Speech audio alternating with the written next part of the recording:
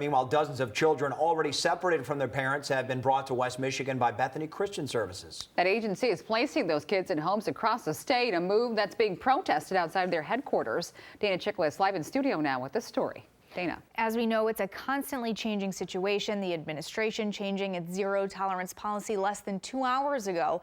But nearly 100 children already taken from their families are here in West Michigan. They're placed with Bethany Christian Services. Protesters are asking Bethany why they're accepting these kids if they believe that the families belong together.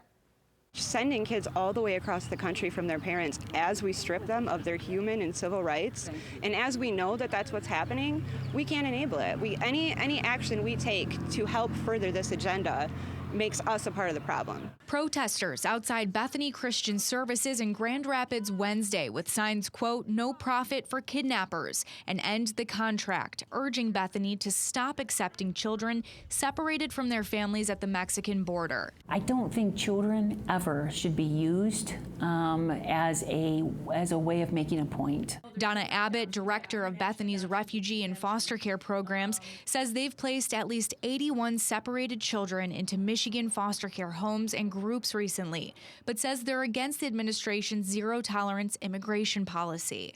Then why is Bethany accepting the kids?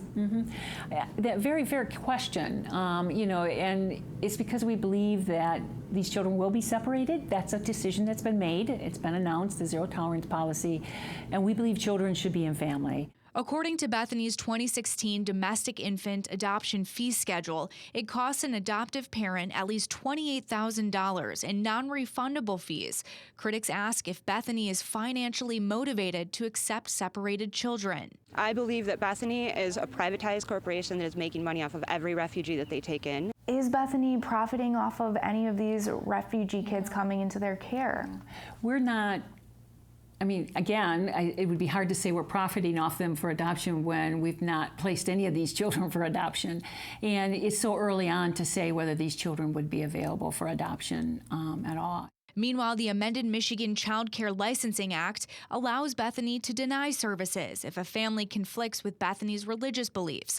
For example, if a family is non-Christian, LGBTQ, or medical marijuana patients.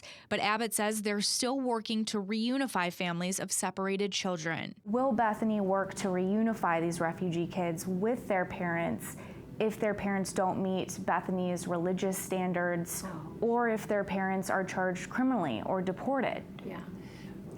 We, first of all, our faith calls us to make sure that children remain in their families and are reunited with their families.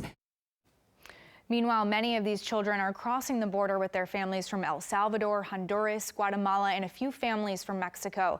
But this raises another question here. What happens if these children are not reunited, since U.S. adoptions from these countries are either not allowed currently or they're rarely achieved? Will these children be stuck in foster care here until they're 18? We'll continue to follow this story and the paths of so many of these children. In the studio tonight, Dana Chickless, Fox 17 News. All right, Dana, very interesting.